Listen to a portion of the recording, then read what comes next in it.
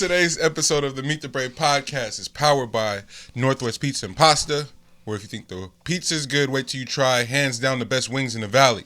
Nobody does wings like NWP. Order now online for takeout and delivery. And if I'm not mistaken, they can operate at 25% capacity. I believe that's what Oregon is back to. So slide on your folks, spend some bread, and tell them MTB sent you. Today's podcast is also powered by the Reef Studios, located in downtown Oakland, where we can service multi-tracking, voiceovers, podcasts, you name it, it can be done. Follow the Reef Studios on Instagram right now and inquire about booking your time, but do it quick because slots are filling up. Today's podcast is also powered by Uplifters, Black-owned domino company by our good brother John Nell, who has recently done a collaboration with Grand National to release one-of-a-kind spinner, double six, you name it. It's just quality. But Uplifters is about that, especially in partnership and in tandem with other black creatives, just to activate voices and their talents and skill sets around the world. And has recently worked with our last but not least sponsor today, Let's Bubble Productions. Our good brother Lex is the reason and the mind behind all the visual aspects for the podcast. For all your storytelling and film needs, reach out to Let's Bubble Productions online right now. That part. You're Hey. So Meet the Brave podcast. I am Monty Draper. I am LG. Lex B.U.B. My brothers, how are y'all feeling? Good, man. I'm not going to say what L walked in drinking. I do have I try to get rid of it quick. Yeah, I do have questions. I'm just going to say. Usually when I need electrolytes, man. Okay, got it.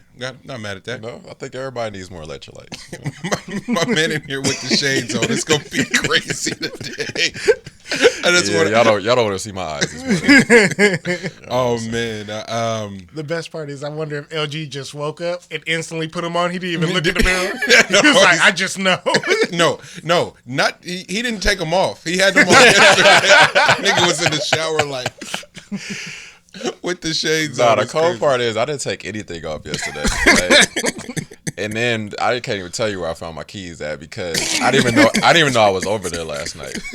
Like I thought I went straight to the bed last night. Oh, that is comedy, man. No, it was a beautiful day. I want to send a special thank you to the Black Solidarity folks, Black Solidarity Market at the lake yesterday at Lake Merritt in Oakland.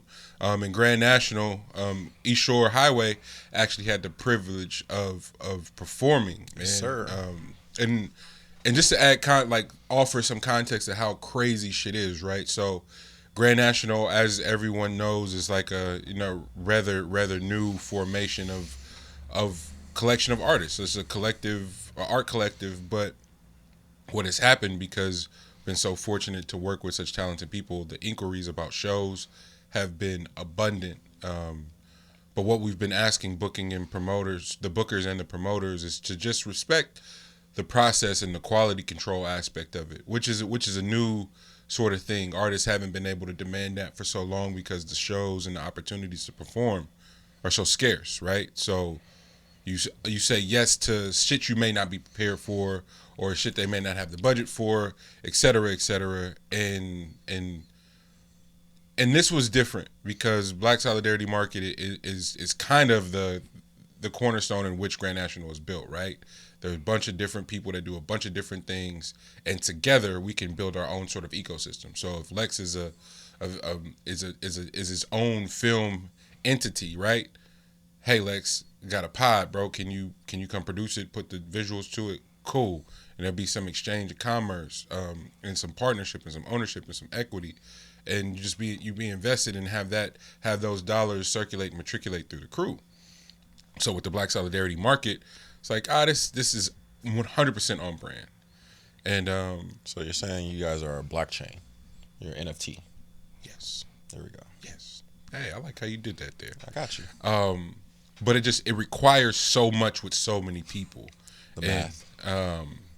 To Champ, Ian, Passwords, Kate, Deezus, Deuce, Kev, DJ D Sharp, Janelle, Josh, Black Achilles, SK, the whole crew that came out yesterday, OG Jaren, Brian Simmons, Alacia, like the whole squad really came out yesterday and made it special. Rushenko, DJ Basta. There's so many moving parts, and it's not, I 100% know why the art of the crew was lost, right? When you think about Motown as an entity, right? If we want to go back that far, but if you want to go more modern and you look at what NWA was able to do eventually with Ruthless Records and the sort of have that undermined in some capacity, and then Death Row, Bad Boy, Wu-Tang, Dungeon Family. There's something to be said about that many people coming together and it being fail-proof, right? Like Do you blame Diddy for dancing in the videos? Man, I didn't put it in the notes, but I got a story to tell, Doc, on Netflix. I got a whole new perspective on Puff's genius when it comes to Big. A whole new perspective. And but dancing in the videos though, I think I'm gonna take a page out of that book. That's how I'm feeling lately. Couple more pounds. The way Monty was moving around that stage yesterday, bro. Trying to make sure the sound was right, and you might be onto something. Monty was what Monty put into the production, bro. Be wild. Oh, like man. the perfection of him, which is dope as fuck. But it's just the fact that like he's gonna figure this out on the spot. No hesitation. No hezzy. When I went on tour with Monty and we were at the place in Chicago. Oh man. Monty was in the cut. You could just see all of his wheels turning so where the DJ's gonna be at? Okay. Which then makes you think like everybody's individual jobs, like y'all obviously not doing enough, like in your spot. Because like Monty's gonna come in and tell you. You know what? I used to have a real like thing about that. It's like I don't want to step on nobody. Fuck that, man. Yeah, you gotta make it right. It's some niggas is just gonna have to be mad. We can fight, and I'm not gonna hold it. Like I do appreciate that about myself. Like the fights that I have had, I've been really cool with those folks after the fact. So I know I don't hold a grudge after a fight. I mean, they better be. I mean, there's certain rappers out there or just artists, period, that come on now, like they're gonna get their way. Yeah. Like, nigga, who about to be out here fighting money? Like, come on, but like, bro, just do what I asked you to do. It'll be all right. Just won't be My no nigga, problem. I asked you nicely, bro. That's what I told him yesterday. It's like we did pre-pro. What are you doing? It's like Deuce isn't going to ask nicely, so I'm gonna ask y'all nicely just to preface. But warn you, my man hostile. He from Brookfield, bro. It's gonna be a whole different energy. But I don't get this jacket twisted. Right, Deuce was out there sharp than a motherfucker. Oh man, Real life. What I do appreciate about the squad though is there isn't any room for half stepping because everybody is so exceptional. You got to come with your shit, or guess what? You won't make the song, nigga. Like that verse wasn't good enough, money. You're not on the song. And well, that outlines what happened to the groups then. Yes, you know what I mean. Yep. Like the artistry of it and not making songs. Yep. And not getting your just due. Yeah. The ego portion of things, like all that shit factors into the overall deal without seeing like like the pluses of it. You know what I mean? Because there's plenty of them. Like but people don't tend to pay attention to pros. Just like the cons are outweighing to them. So I'm even if it's two. I'm glad you worded it like that, G, because that was going to be my question for you guys. It's like, what is? Because it's kind of what, like, right after we got off stage, they asked us to do an interview for the market. And they're just asking, what does it mean to you? And it's like, that's in so many more words, that's exactly what I was trying to say. Was like, less has been more, right? So as a solo act, now sometimes you got to make the beat, you got to record yourself, you got to do 2-3 verses, the hook and the bridge. And no one may ever listen to that shit. Like, seriously. With Grand National, nigga, sometimes I just do an 8 or nothing at all. Sometimes I just say some cool words in between. Nigga, the intro, I just talked. And niggas come up to me like, nigga, that shit is crazy. And I'm like, oh, this is what that means to be a part of something special where you don't have, just do your part. Nigga, do your part and watch what happens. Let the synergy of what you're a part of sort of catapult everything else. And it's so mind-blowing. It's like all the, like, think the mind fuck that it is, right? Because niggas want to be lit. They want the status. They want to be famous for real. Way more than anything else. Way more than anything else. So if that's the, and so, but now I'm starting to question that, G, because that fame and that notoriety that you seek, what if I told you you could have it being a part of something that your face or your name ain't on? Niggas be like, nah, I'm good. That ain't the kind of fame I was talking about. Yeah. It's like, oh, okay. Cause everything you ask for is being a part of the crew. So right now, Jane Hancock lit. Ian Kelly is fucking lit. Signed to Jamla Records. On the phone. Hey, bro, I'm on the phone with Ninth. I'm going to call you back. Nigga, what? Okay. I was just going to see if you wanted a burrito. Yeah. Hey, Jane, can you make it on Saturday? Oh, Monty, you know what? I'm going to be down in L.A. I got meetings and shit, bro, but I love you. I'll meet you back. Oh, nigga. My nigga's lit. And try and are doing their best to keep the squad a part of everything, bro. So I said all that to say thank y'all, thank them, everybody that tunes into the show. It's like I hope when you outside and you hear anything about Brave Area, when you hear anything about Grand National, you hear anything about the Meet the Brave podcast, you feel like it's yours, because it's the shit. None of it matters if it ain't a crew, if it ain't fucking Jesse Bird tapping in every week, if it ain't Keith listening to the show every week, Special, Jeremy, my mom, Teen, like it's Shay, like it's really people that tap into the show every week, and it's like it really don't mean shit if I can't come congregate with my guys, pop shit, the silly shit that I be thinking is funny, like I don't know. Me and Teen got a running tally of who funnier. She swears she funnier than me. Nigga, what? Ain't funnier than me? Took offense. But it's what it's for. So all that to say, we are knocking on the doorsteps of episode 150. And we're inclined to celebrate a milestone like that. So we have a special private event planned for our day ones and anyone who would like to be in attendance. If you listening to the show, because it's embedded in here, I'm not going to post it nowhere else. It's going to be, and did you make it this far? Be a real challenge. Yeah. Please DM either myself, Lex, L's deactivated his page. So I was about to say, there's only a certain way to DM L, so. If you know, you know. If you know, you know. But reach out to each of us privately, send your email, and you will get exclusive details on how to access the private event. You can hit the Meet the Brave Instagram page, and you know, y'all know the routine.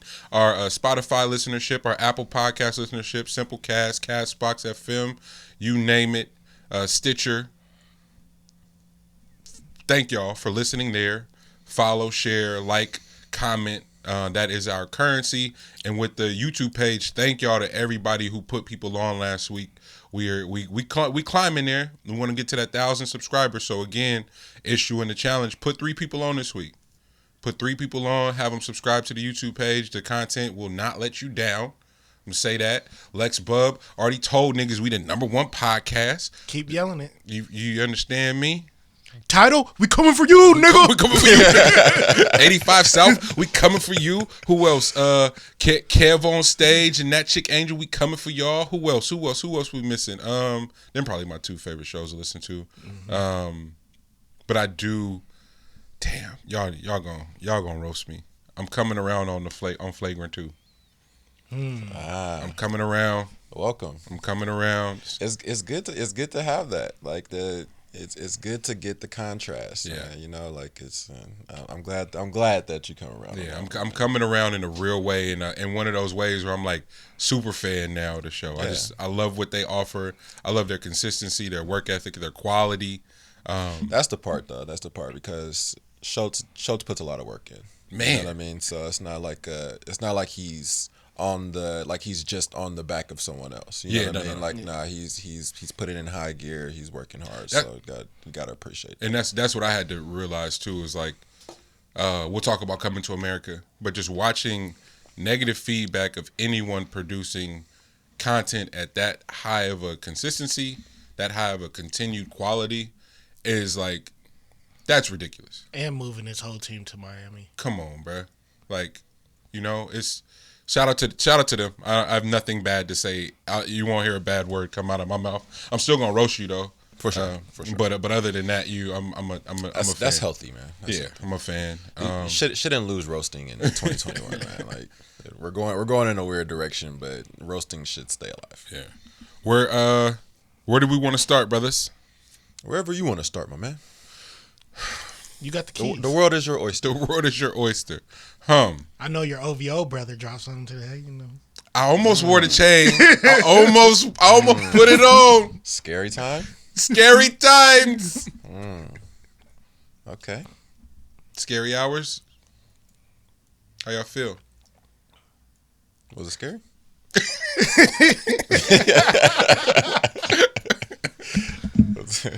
Was y'all afraid? Did y'all listen first? Let's start there. Yeah. It was a nice 3-pack. Okay. I liked it. He was talking that shit. Y'all got to stop playing with Aubrey. That lemon pepper lemon pepper freestyle shit. I just got my chain, but I feel inclined to rap. You know what I appreciate about Drake is that he will never lose that chip. That sucker shit that took place while he was a kid wasn't long because he was already on TV by the time he was hitting high school. So it wasn't that long of a period of time.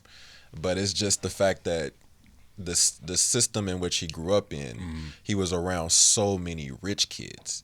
And I know they gave him the business throughout that time because he continues to still have that chip today. CG, I think you got that one wrong. Is that right? I know what you're saying. You know what? No, I'm sorry. You don't have it wrong. I'm going to say in addition to. Gotcha. In addition to that, because I do think that that's very important. And we got to unpack that. So please don't let me forget that. But I do want to add, and then we can go back. Yeah. The amount of shit in hip hop that niggas just forgive and allow talent to sort of be the catapult or the forgiving element. The one person that they haven't done that with is Drake. Got you. And when he says it's like all that black excellence shit apply to everybody but me, and I should be the one y'all champion for real. Like how that work? I mean, he's catapulted by a group that I will not announce. The Jewish community, 100%. I'm not talking about them. 100. Nah, but it's part of the context. I get it, but I'm going through it right now, and that is the one community that you cannot speak on as a black person in America, which is nutso to me because black people in America should be able to say whatever the fuck they want to say at this point. I see what you say. If you're not gonna give us reparations, we should be able to say whatever the fuck we want to say. I see what you say. I see what you're saying. You know what I'm saying? But that's a particular group that you can point to a moment in time that is actually a part of history that is talked about. They do not talk about black history whatsoever in America, and therefore people don't know. Therefore, we can't say certain shit about a community that there is history that is written in books about. Like they do teach it. Yeah. It's a frustrating thing. I'm dealing with it right now, so that's why you feel it like it's in my tone. Okay. You know? So let's go back because I think you say something very interesting about. I think you said something very interesting about childhood upbringing, and because Dave Chappelle has said it.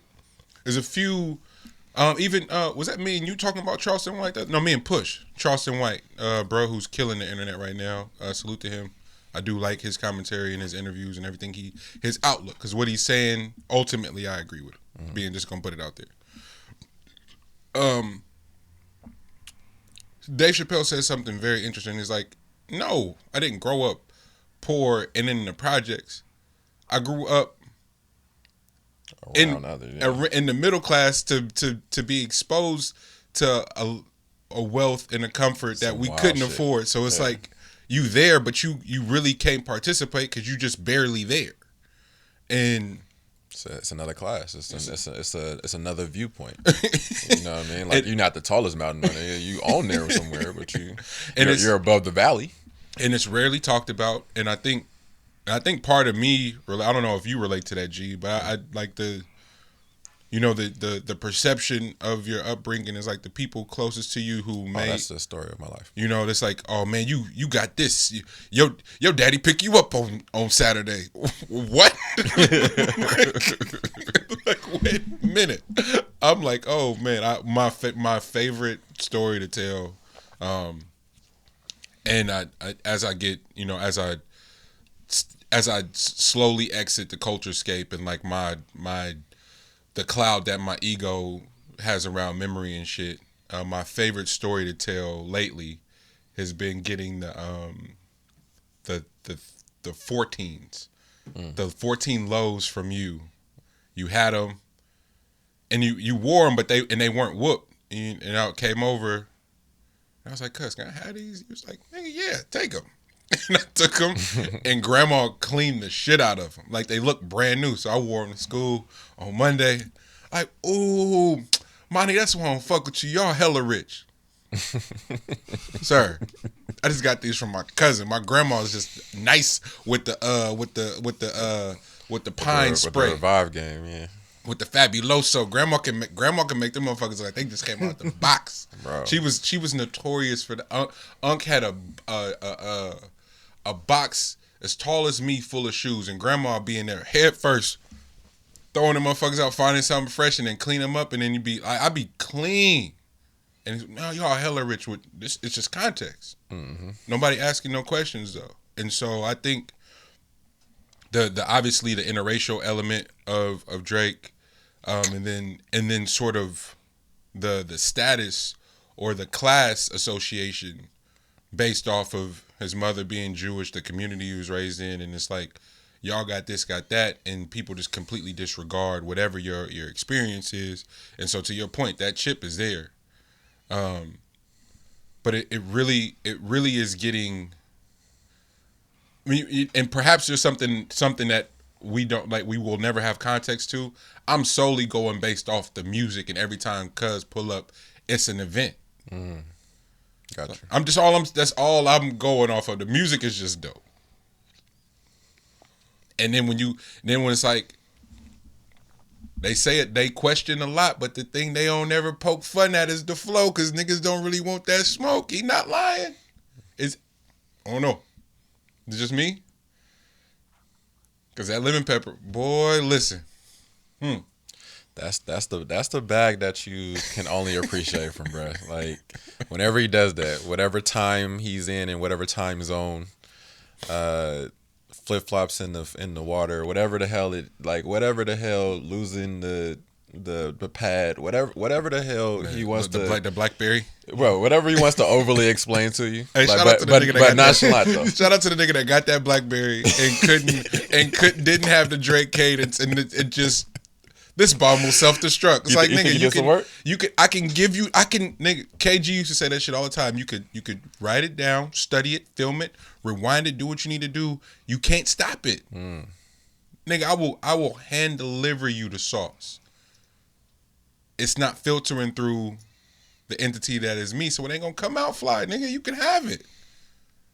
I think that's the thing that's getting lost. That's right.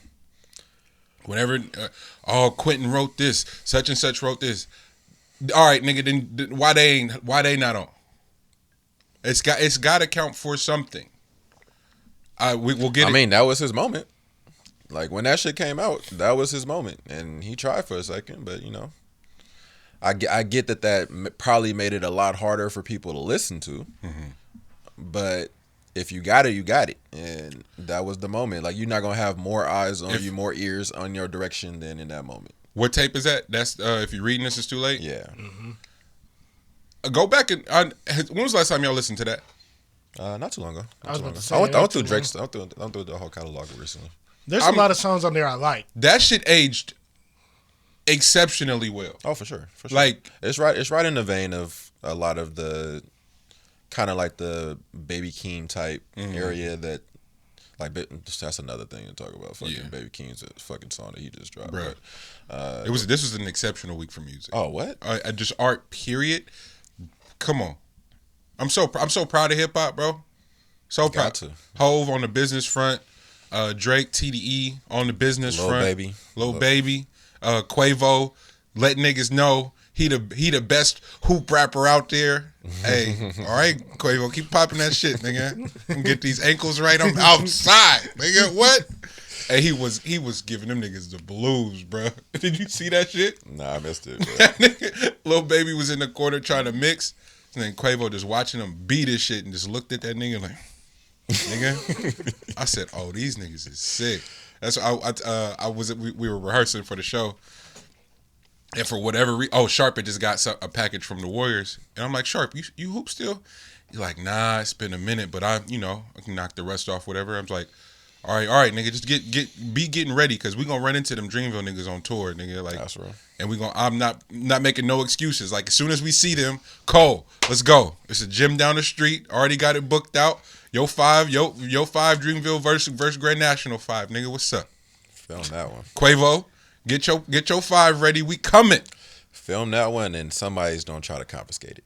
It's gonna be like that. This can never come out. The Hove and DMX battle. No, it's gonna be like that in that Nike one where Brad dunked on LeBron. Not Jordan Crawford. Jordan Crawford. Yeah. Get the tapes, everybody. Snatch that quick. Everybody get the tapes. This can never surface. What? We're talking Drake, and Scary Hours. The one thing that the people aren't discussing. Shoot. The leak of the album, so to speak. When did it leak? Remember a month and a half ago, that was the album that's coming out? We don't know what it was. People are assuming that it was an album leak. Drake never publicly said what it was. Oh, the songs that he put together on that compilation. No. It was it wasn't even a title. It was just a Drake album leak that was going around. Got it.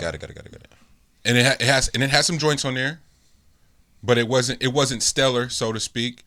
But I also, Lex, I hope, or at least hope one of y'all are my witness, that when we spoke about it, I was like, yo, this is a business play. This ain't an album leak. That shit is 2021, for fuck's sake. Nobody's leaking an album. This is a business leak, test the waters, but also you need beta. Yeah. Artists need shit that they can just throw into the system and figure out what the fuck the climate is to sort of forecast how to have engagement and ultimately leverage their IP. So the album leak comes out top of the year. All right. This is what we can do. This is how we can move. Bet. Laugh Now Cry Later came out in the midst of the pandemic and really was a moment, because they were able to make it a moment. I wonder what the break even was on that, because I'm gonna go to shut down the Nike campus was already shut down, so it wasn't a matter of like shutting it down, but to have the film crew there, to have the KD cameo, the Odell cameo, Dirk and them on the Sea-Doos in the fucking pond, that like. Wonder what the overhead was, what that was versus what the song ultimately did, right? So beta. I think he could pull that off with the budget. Like the budget of, if the budget was $1 million, which is probably like the median for him. I think that was $1 million. Universal already said it's blank check for Drake, but there still is ROI no matter what the situation is, and it's not in the sort of amateur space that we're thinking. On this level, at that level with the partnerships and shit, like Coming to America. If everybody noticed it, it's like, how can they afford to just give this to Amazon Prime? I don't know if people were tripping off all the ad placements that took place through that movie. Yeah, it's a sponsorship. This is a completely different landscape of artistry now, and you just got to pay attention to the signs. So the album links top of the year, see what it is. Okay, we know. We got a couple solid features that's rocking. He's around. We still hearing it. Some little acting cameo pop-ups. All right, he's here. the 3-pack comes. It's not a 3-pack on accident, y'all. Gotta just see what the landscape is on the number. What's the numbers? What's gonna resonate? Why it's resonating? It's you gotta cast the bait out there just to get some information. This shit is amazing to watch. Yeah. I told somebody he's checking to see what flow he's gonna. I think he got a couple of different Loverboy albums. He's like, what flow is the people feeling? Yeah. So I know which version of this Loverboy to give him. Yeah. Yeah, what's resonating, what's resonating, and why it's resonating, right? And so the one tweet that you saw consistently was the line in and around like Fame. KD reposted it. A bunch of the rap blogs reposted it. It's like, oh, he in his pseudo realism bag, and then is he trolling Kanye or is he paying homage to Kanye? Like I think they're going to feed into that on some wrestling shit for real. Yeah, I'm pretty sure they already pieced it up. You know what I'm saying? It reeks of that in the most of ways that it could be as far as entertainment is concerned. Yeah, more than any other time in probably the history of rap, and that's like, I mean, because it has a fairly new. It's still fairly new, but beef in today's age is big money, and then the piece up is even bigger money. So it's gonna be a lot of those type of situations where somebody creates the beef in order to then piece it up. You know what I mean? I think we're gonna get a good amount of those waves. I mean, we've had it already, but I think we're gonna continue to get it. I don't think there's really gonna be lifelong beefs in the amount of money that is being circulated right now. Like all this shit is WWE. Everything. More than any other time in history. Like it probably started from a real point, but now there is so much fucking money to be made. Now there's going to be casualties, people that don't know the difference. You know what I mean? And they're in like the early stages. You know what I mean? Please don't skate past that. Please don't skate past that. That's right. Yeah. You're bodying the forecast of the landscape, because I believe that too. The piece up and the staging of the tension is going to be so lucrative, and there are going to be people that attempt to do it without the full scope and the full control of the situation that are going to be casualties, and not even just like on some like they gonna die type shit, but like they're not just the sustainability of it, like the mental capacity of it, like the manipulation aspect of it, like it's real chess. Yeah, because for most people, you're gonna get one shot at that, and it better hit. You know what I mean? Like there's only a few people where it works multiple times. Like 50's funny. So that's why it works so damn often. You know what I mean? Like, you got to have a certain type of personality. And he also just doesn't give a fuck. Like, the 50th law, like, he does not give a fuck. Yeah. He doesn't have anybody to give a fuck about. So, therefore, or who gives a fuck about him. So, therefore, that's how he goes into all his engagements, which gives you the ultimate tool. You know what I mean? Like, people ain't playing with that exact same information. You know what I'm saying? But for the most people who actually care about things and get their feelings hurt about stuff, you know what I'm saying, they're not going to be able to tell the difference. Yeah. Again, there's a lot of business. Yeah. In hip hop had just happening right before our eyes. It's adjustments. It's what is it? Adaptability. You know what I mean? Like adapting to the climate. Adapting to the climate, and the pandemic brought that shit out. You were 1 or 2 ways after the pandemic. You know what I'm saying? Now that was to be had. You knew that was gonna happen. Watching Hove this last month,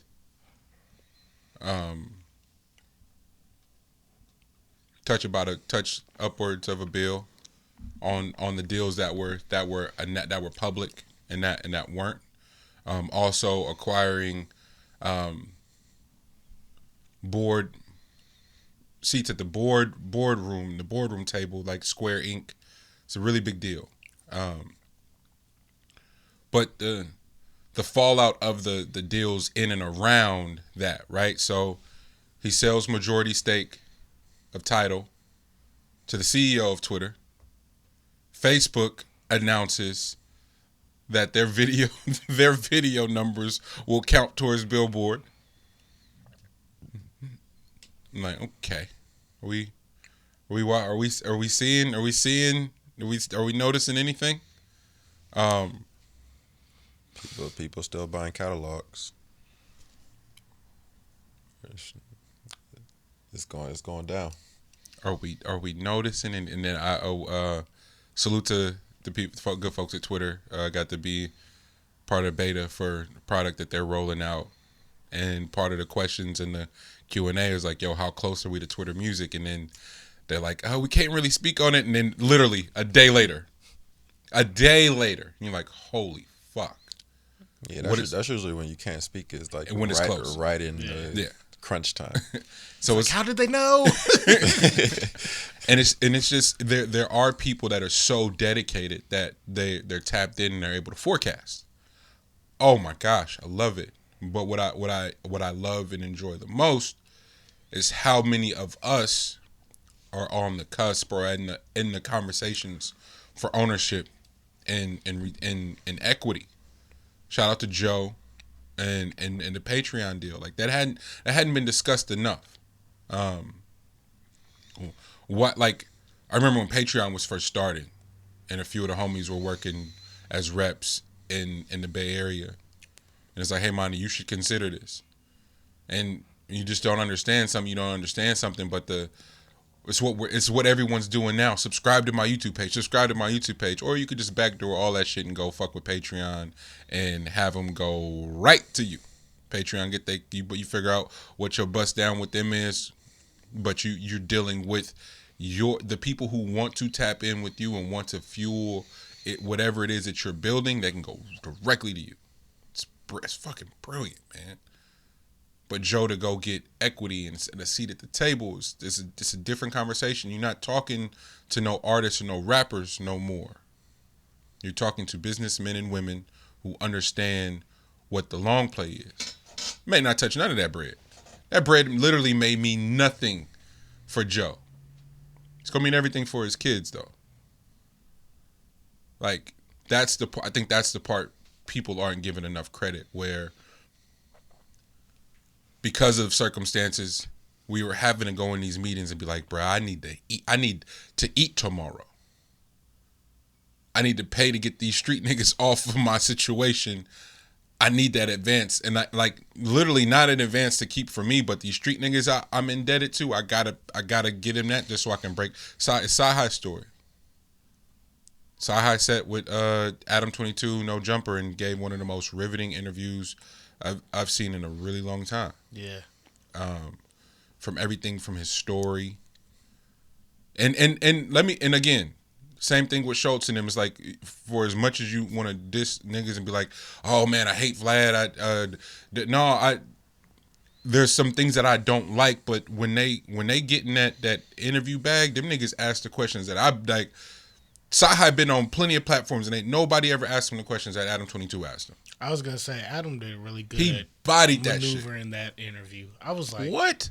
When he was getting into the ego dynamic of Sci-Hi being the one to stay with Ye. So many people have moved in and around. It was like, yo, why does Ye depend on you? Why does Travis depend on you? And Sci-Hi like, bro, I'm just a real nigga. At the end of the day, is ultimately what it boils down to. It's like, Adam was like, yo, how do you deal with the mood swings? He's like, bro, I was working for killers. I'm not worried about nobody that's bipolar. I can handle it. he said, all he gonna do is yell. That's it. It's like, I was with killers, nigga. That nigga just gonna yell. That shit don't bother me. Which killers are unpredictable. He's like, bro, that's it? But my favorite part of that is when Adam and Vlad both tried to force Sci-Hi to take credit for writing Sicko Mode. And he's like, no, that's not how that went. My man he planning a Fortnite show. He planning a tour. He working with this artist. He got this going on. He's a new dad. My man told me he ran down an idea of what he wanted to do. I just so happened to remember everything he said he wanted to do. So when he doubled back to it, it's like, bro, remember you said you wanted to do this. It's like I'm just a partner that listen. My other favorite part was when Adam was like, "You had to be a little bit happy that the leaks," and he was like, "Hell no." So I'm not happy about that at all, because then it puts in it gives silly folks the ammo to go, you should take more credit than you. He's like, that's not what this is for, and that's why I started the show the way I did, because it was like the Jane shit. Niggas hit me, man. You bodied that shit, fam. That is 3 sounds, and listen to that beat. It's 3 sounds in that punk ass beat. The rest is all Jane. Like, seriously. The melodies, the harmonies, the subject matter, the concept. That woman is brilliant, fam. Stop. I'm comfortable in my. I'm not ever gonna take no extra credit to be like, nigga, no, because it's not gonna get us nowhere. Nigga, from Joe Budden to everybody. Oh man, why Sahai need to do this? Sahai like, fam. Them publishing checks come on time. They're never late. It's sustainable. There's growth in it, and I get to be the sicko mode is diamond. There's 40 people on that with writer's credit on that record. It's diamond. And I don't gotta worry about making a hit. I can create whatever type of music I want to, and it come out, and who fuck with it, fuck with it, and who don't. But then I'm still seeing all these publishing checks. Still seeing the publishing checks, and then I'm also attached to the records that y'all love, bro. Y'all, the world loved Sicko Mode. I'm on that record. I don't need what other validation you want me to go. I did that because I'm a part of something. No, nigga, I'm a part of something. You go read the Chronic's liner notes. Nothing but a G thing. It's not just Dre and Snoop, nigga. DOC and RBX have credit on that song. I just don't. I do not appreciate. Do not appreciate the narrative that is sort of forced down our throat. That individualism is the name. Tribalism is what has saved our existence. If we hadn't come together and be like, yo, fam, I'm about to go on a run. Y'all take care of the kids. I know how to get the wheat and the corn. Who got the water? Who got the tobacco? Oh, you got the produce? Bet. We gonna be straight. We gonna put this all together and we gonna figure it out. Yeah, I think that's the missing link in the community though. Is like the lack of information that gets circulated. Yep. You know what I mean? And misinformation that gets circulated. You know what I mean? Because like it's a lot of people that have never, probably will never be in some of these situations and be in some of these rooms. So from the outside looking in, they can only make up what they think that how they would act or interact in those situations. If you haven't put your feet to that fire, then you don't know what the hell you would do. Come on. You know what I mean? It's like you have zero clue. So to just say some of the things that you would do if you were in a certain position, it gets way more spins than it needs to. You know what I mean? Like it makes way more waves than it needs to. It's like when you have followers or you have whatever it is, and you say something and you get all these like good feedback, whether it's good or bad, but it's feedback that's important. You know what I mean? But you look through all that and you're just looking at the things that are super negative. You know what I mean? And you're just taking in all that, and they're getting a grasp of just what you're doing at the moment. You know what I mean? Like it doesn't really, a picture or something that you put out doesn't really make that big of a difference to the entire, like to everyone. You know what I mean? Like to certain people, yes, it could save lives, but you're not thinking about the lives that it's saving. You know what I mean? Like you're thinking about the motherfuckers that ain't really here for, they only here just to talk shit about something and get the hell up out of here. Yeah. You know what I mean? Like it's not going nowhere. So that's always interesting to me, is just the amount of people that have an opinion about something that they would never be a part of. Like, you ain't never been in a position to sign a contract. Huh. So why the fuck are you talking Why about you somebody else? talking? Somebody else that signed a contract. You know what I mean? Like, No, not signed the contract. G, they got lawyers going through contracts every day. that part. That's what I appreciated more in that interview. Lex was how much insight Sahai offered to Ye's process. It's like, yeah, man, bro, he the most giving person I know, cause he's willing the universe. It's a different headspace. It's a different headspace. So somebody that's trying to wield the universe doesn't have time to be attached to shit that he know. If he put it out there, it's gonna come back 10 times over. Cause he didn't, like, literally, he's like, I watched him give his last and have nothing going, cause it's coming back. To be a billionaire a few times over, to go from, hey, yeah, just take all that. Completely. And go and give everybody proper credit and publishing and everything on for just inspiring the idea. Well, we talked about this at the when we was eating yesterday. I don't know if y'all was there yet. I think it might have just been me and Freak. I'm not quite sure. But how much of all of this is not actually real? You know what I mean? Like, we were talking, because we was talking about investments and shit like that, right? Yeah. And then like going through like the whole Elon Musk and we were there. Yeah. Okay, cool. I remember that. Okay, because I know we started that conversation. I didn't know at what point y'all came in on, but the fact that, you know, yes, Elon is doing amazing things, and the richest person in the world, going back and forth between, you know, from Amazon, but I mean, him and young Jeff. Yeah, you know. Swole Jeff. My bad. Right, you know. But some respect on that man's name. He done turned his whole life around. You know what I'm saying? Got rid of the wife, got a little young thing, little young tender. You know what I mean? Got rid of the company, got some other shit I got to, you know what I mean? I'm step down from this thing, get into some other shit. Nah, but that's the role I play, bro. Just ghost this motherfucker.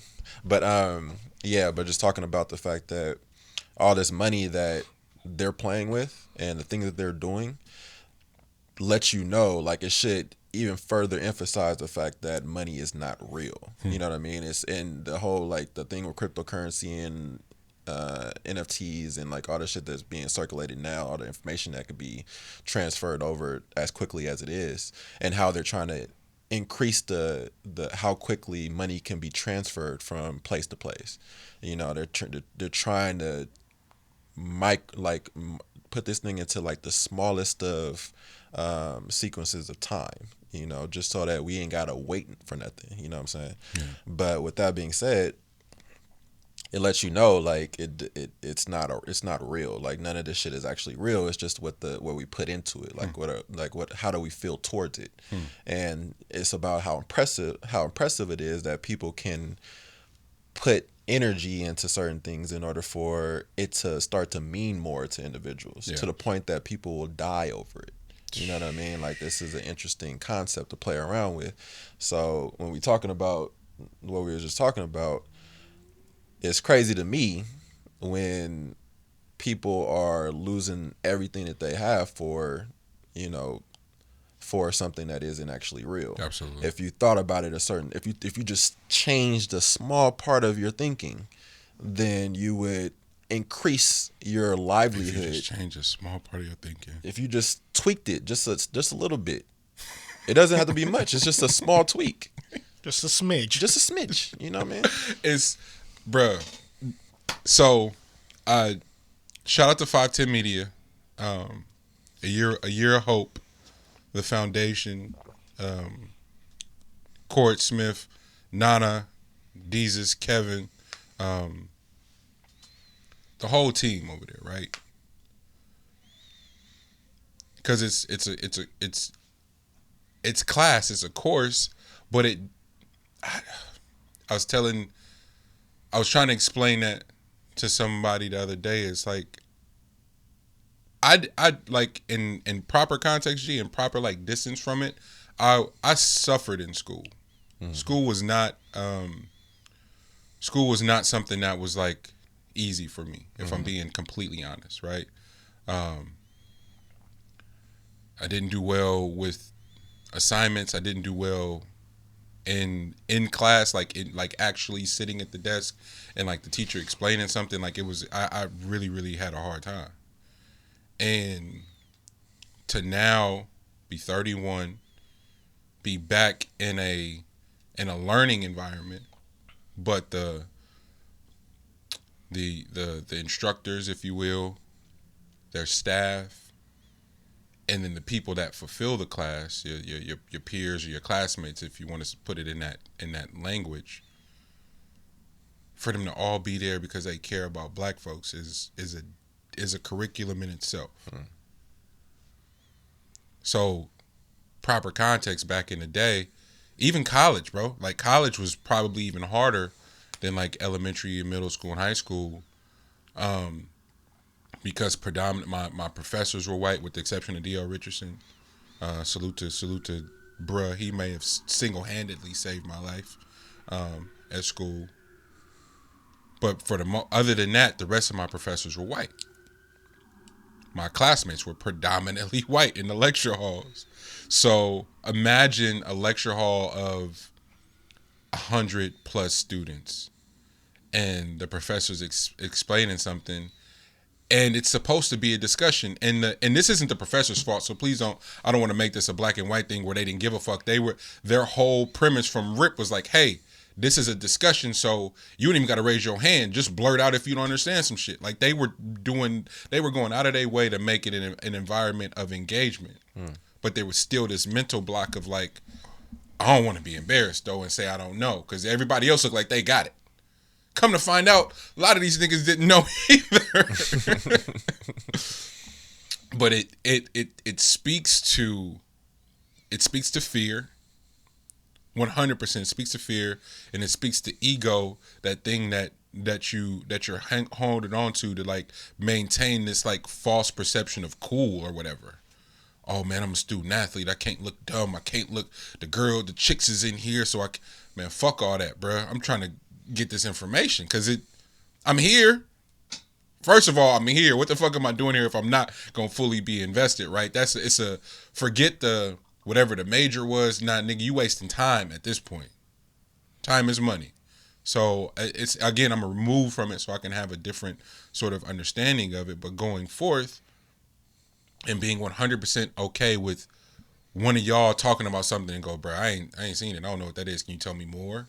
Mm-hmm. As opposed to, oh yeah, man, I seen it and pretending. Like, no, nigga, it's totally okay to say I don't know. Completely. I have a talk with Sydney every night, and there's certain things I tell her before she goes to bed. And one of them is never be afraid to ask questions. And I always tell her that as a little kid, because when I was a little kid, nobody told me that. So I'd be nervous as hell to ask a question. Mm-hmm. And I told her that doesn't just go for you at school. That goes for, if I tell you something and you don't really understand why I'm asking you to do what you, I said ask. Yeah.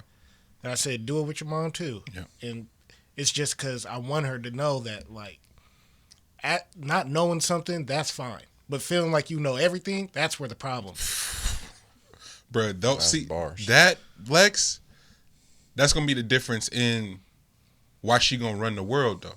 You know what I'm saying? And not in the sense of like gonna be on some dictator shit. She's just gonna always be in positions of power because those are the people who are able to will the world. And that's the point that Sahai was making. Ye is 100% comfortable in going, I don't know what you think. But you get these stories and these he's like I watched his best friends come over to the house, yell and curse that man out to his face, and him just sit there and just like take it and listen. Like yep. And not in a dismissive, no, like really listening, like I want to hear you out. Like it's tears and everything, and he going, yep. Just to enhance that idea of like, oh, I don't know everything. I'm curious, and be open to be so inspired that it propels something else in a completely different parallel space that don't have shit to do with music. There's another thing Sai said. He's like, he told Ye something about this music business. He said, man, I'm trying to get you out the music business. Man. I said, look here. And that's what everybody keep, oh man, Grand National's a rap crew? Fuck no. This ain't no rap shit. I'm trying to get as far away from music as possible. Kevin Allen is a marketing genius. Deezus is a marketing genius. Brookfield Deuce is one of the most insane writers and like just thinkers conceptually. I ain't never seen no shit like that. Like ever. So don't talk to me about no fucking music, bro. And when we have these meetings, how dare you? It's just crazy. And so but again, that's what it was. A Year of Hope. Nana in court. Court Nana. They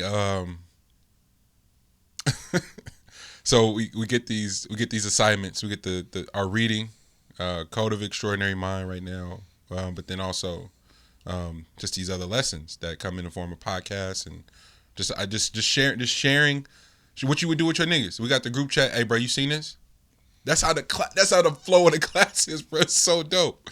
So I'm listening to one of the pods they sent, Embracing Discomfort. And I don't know if everybody experiences this, but asking for help, oh boy, I'm terrible at it. It's one thing to like know you bad at it. It's a whole nother thing to be in a course that's exposing your weaknesses. And so maybe everybody can relate and maybe not, but for whatever reason, when my weaknesses are like hinted at or exposed in something or somebody says it, I get that like gut wrenching, like your stomach hurt. Like, nigga, you talking to me? Ooh. And so it's like asking for help. It's like, what is the fear and the ego in that? Are you afraid of, does being told no really make you that afraid? Do you really take that as a personal attack, as something you did? Because it's just a no. It's just simple like, nah, I can't do it. And so the assignment is the coffee shop test. Go ask for your regular order, and you at the end of that, you ask for 10% off. And bruh goes, yeah, I know it sounds easy, but I guarantee you when you get to the counter, you either gonna chicken out or you're gonna stutter so bad that you confuse the whole setup. Like, nigga, you got me fucked up. Ain't nobody scared. Like, I'm saying it's in the crib, G. Yeah. I get dressed, walk downstairs, the coffee spot's directly across the street. Confidence on 1,000. Nigga, I got my short pants on, my socks is out, beard moisturized. Nigga, I can't lose today. What? It's 2 people in line in front of me. I'm like, yeah, I got it. First person order, step out. Now it's only 1. Nigga, my hands start sweating like a fucking, like, but it was out of nowhere. Like, I mean, confident. Yeah. And then as it was becoming my turn, nigga, I start trembling. Good morning. Can I have a iced Americano with oat milk? First of all, that order is crazy. with oat milk is nuts. And then I go, yeah, can I have 10% off too? Sure. What's that name, Monty? I was like, you heard me ask for 10% off, right? Like it was so, it didn't even, the flow of it was so smooth, it scared the shit out of me. She didn't even hesitate. Yeah, 10% off, bet. Fuck.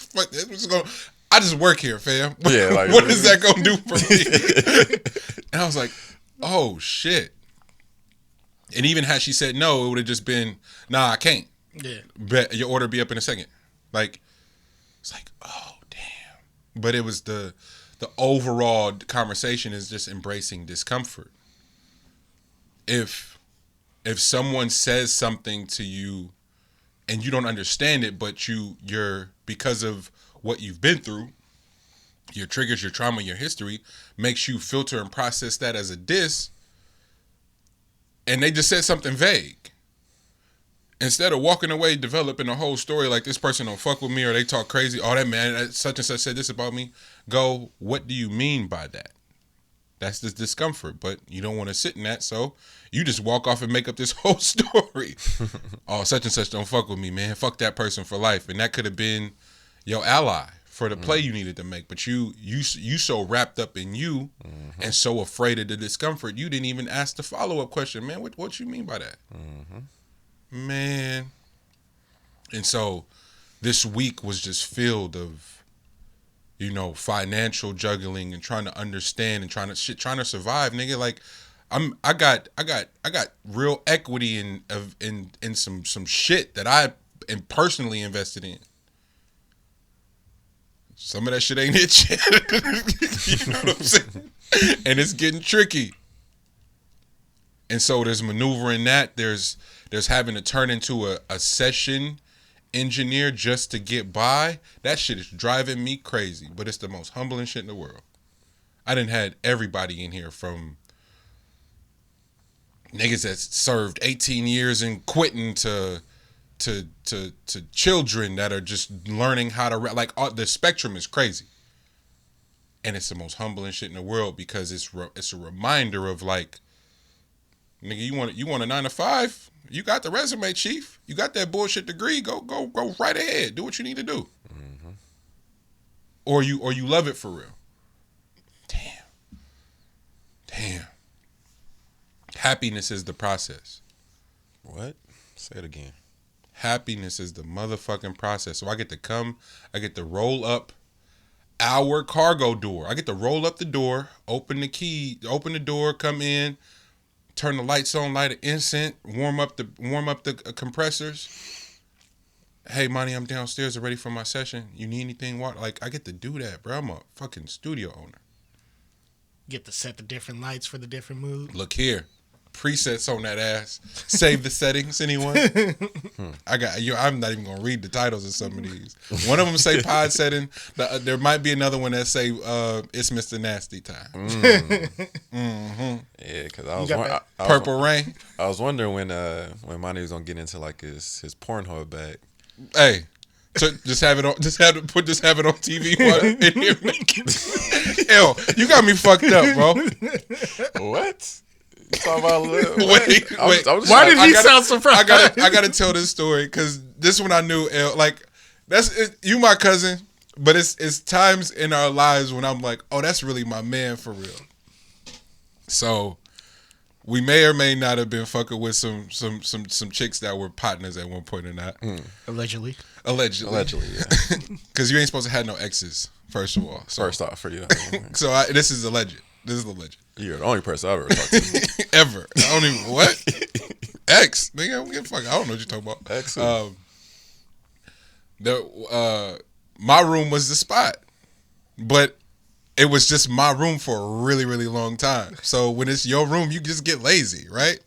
So that I forget who gave me this porno, but it was like the holy grail of pornos. It was the most awesome porno I ever had, right?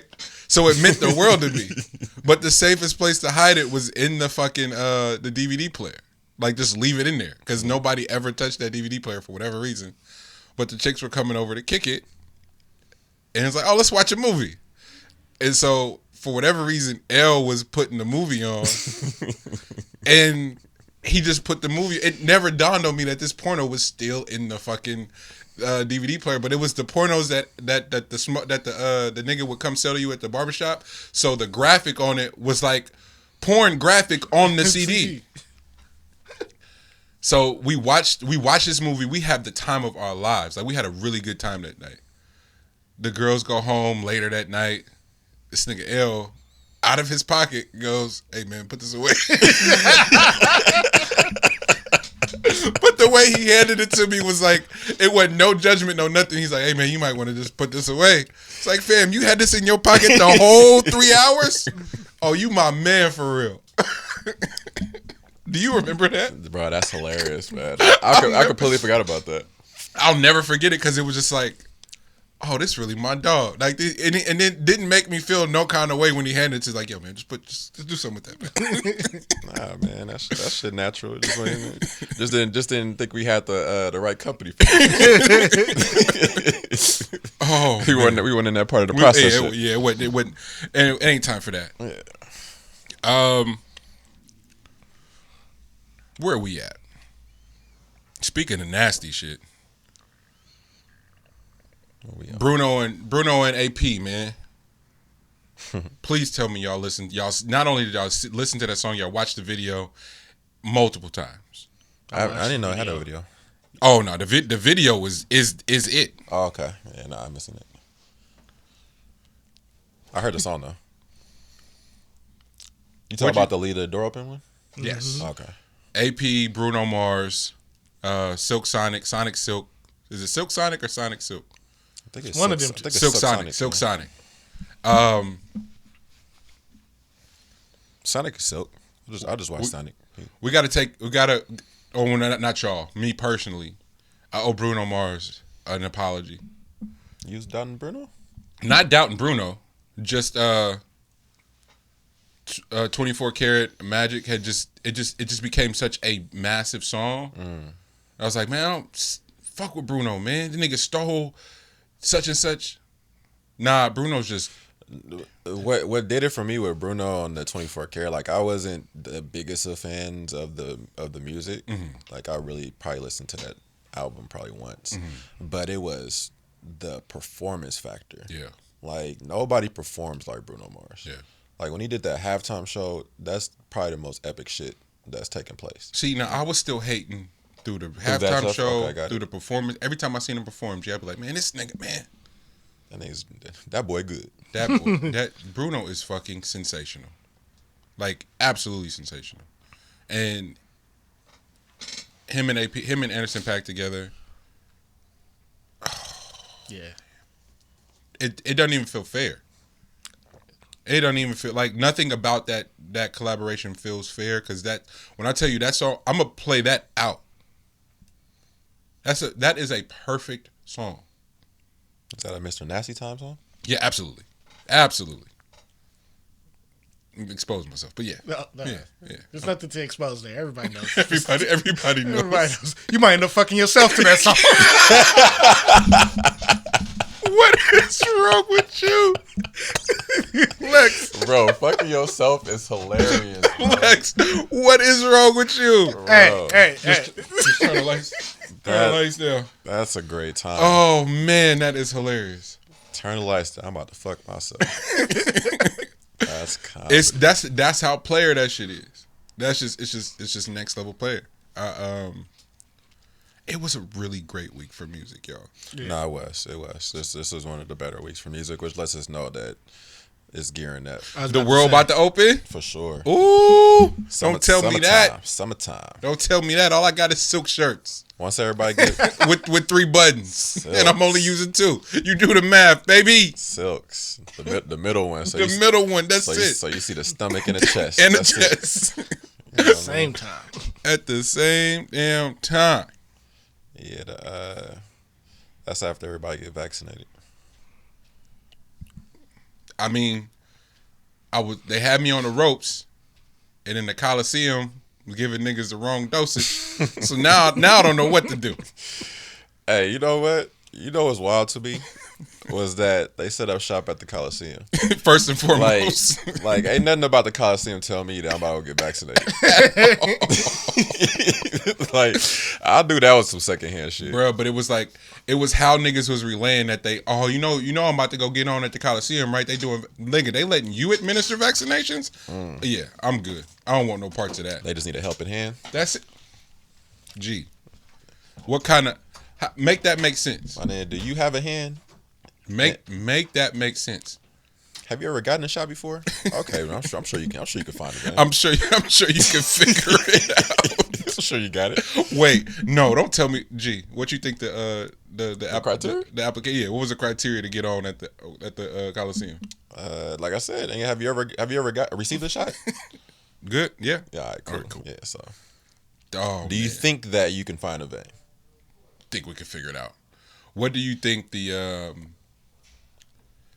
Because I personally didn't understand. Like, I got it. It was like gave the wrong dosage. That was just mad vague to me. It's like what they administered the wrong what? That's a great question. Because my hesitancy with the whole process is just that everything was brother. What's up with it? Everything was expedited. You know what I mean? Like exactly. The expedition of everything means that you're gonna fuck up on something. Yeah. Like it's only natural. So I don't see how you can rush something and say that everything's gonna fall in place. Like you gonna have test dummies. Yeah. And unfortunately, And y'all just use the Coliseum as all the test dummies. what? we gonna set up shop in Oakland. You know what I mean? We took y'all teams. We might as well, see what we could do with this space. Facts. We took y'all teams. It's crazy. Now we just about to give you this dope real quick. You know what I'm saying? Bruh. Give you this potency. Boy. See if we want to administer it to the rest of the public. I asked this nigga what was the criteria to get on at the Coliseum, and he's thinking, say, have you had a shot before? Have you had a shot? All right, sure. You took half of that shit already. Cool. If you've had a shot before, then let me know. Then you might know how to find it. Oh man. So everybody that listens to the show that knows how we have topics, we submit them to one another, and then we just work through them. Both Lex and L have topics in their notes this week that I don't know where this is gonna go. So just wanted to pre-warn. I was about to our say, you listeners. putting out a disclaimer? Yeah, I got to. Look, you see, L. Hey man. Hey, that's how buddy we set this up, man. I don't know where this is gonna go. I don't even know who's to start with. That's how sick they are. That's why the public be thinking we the way we are, Lex. You know what I'm saying? Like, Oh no, they gonna get clarity. So Lex poses for us. Who's the sicko? The one that checks on their ex and sees if she's doing bad to have a better day, or the one who checks on their ex-partner to see if they're not as fly to them to have to make sure you have a better day. Fam, both of them niggas are sick. First of all, I do want to know before we get to the bottom of that one. What space were you in at that moment? Nah, it wasn't even. see, nah, it wasn't even like that. See what had happened was Now he want to give a disclaimer, but I'm the jerk. It wasn't even like that. Money, bro. A disclaimer to the disclaimer, is that like the finest of print? Like shit start telling off into just like scribble. That's what Willy Wonka when you signed in the contract. Exactly, The niggas was reading it at the bottom. You couldn't read it. So explain yourself. I will explain myself, my brother. But somebody's ex hit me up and was like, "You know my ex?" I was like, "Nigga, from 2003." and then he was just like, "Oh, you be doing film shit?" Yeah. All right, before you add up, like, I want to know what is the expiration date on your ex? Hey.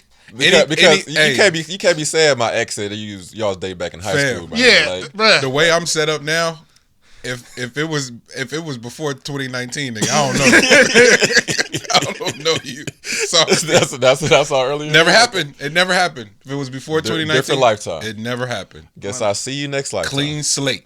Erykah Badu is onto something. Hey, my niggas. And then after you be doing film shit, and then he was like, "Oh, okay." And that was the end of the DM. So I'm sitting here, I'm like, this nigga just hit me up. Is he like going through her phone and just hitting me? So he just running through all the exes. Yeah. That's comedy. Oh wow. Nah, it poses a good question though. Now I'm gonna tell you the sickest part. And you niggas are gonna judge me. Oh What's shit. that? Did I send him a link to all the clothes and shit we have dropping? Yes, I did. Yes, you did. There we go. Okay, no, you definitely got to. That's a mess. You got to. Yeah. That's a mess. You got to. You see that when you see the ex out in public. Don't let it be on the day when you was just running nowhere. You looking crazy. What? Like, nah, you got to have the best fit on, chains out, moisturized and shit. Oh, I see you shining king. You damn right. Mm-hmm. You couldn't break me. I'm still standing. I'm still strong.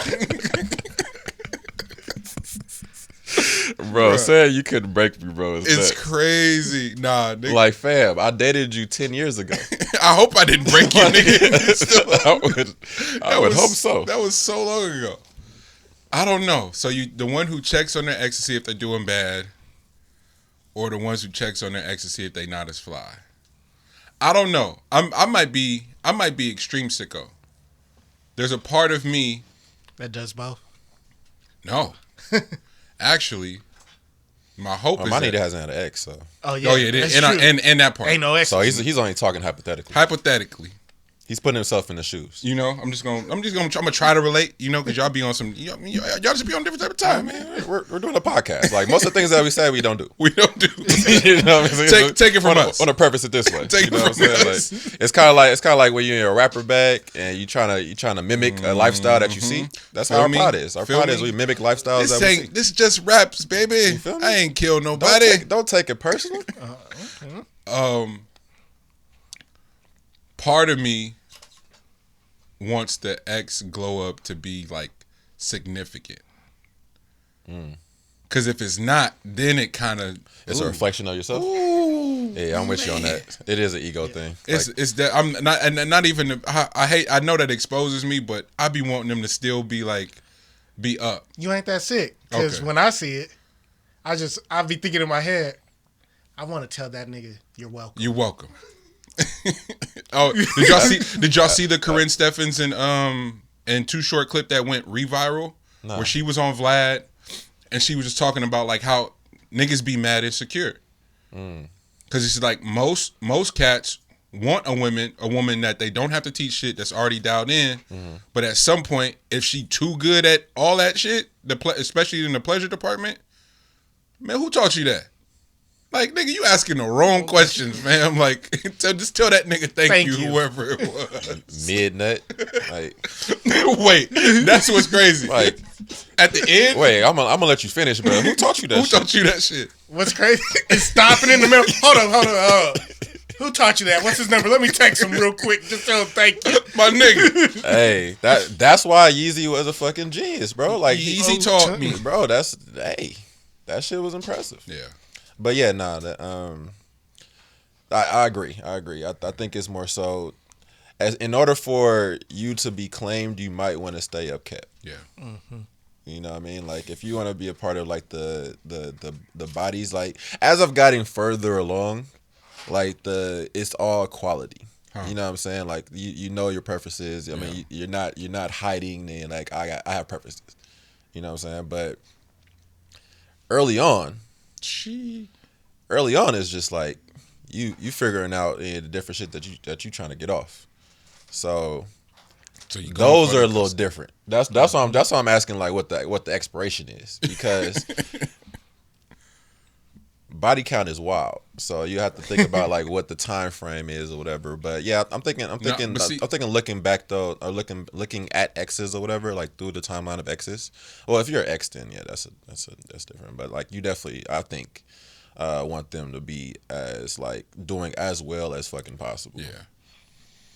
Yeah. Because I think of it. I think about it like, for me personally, when I'm in like if you're like spending time around me or you're like we're in the same vicinity or whatever, if we spent time together, so if you're actually an ex of mine, then I would hope that something of myself rubbed off, or of like there was some part of this that made that situation better, where you take that and keep going to whatever, like even if I'm not a part of the equation anymore, that you still have you know your route, you know what I mean, like you have all that shit down pat.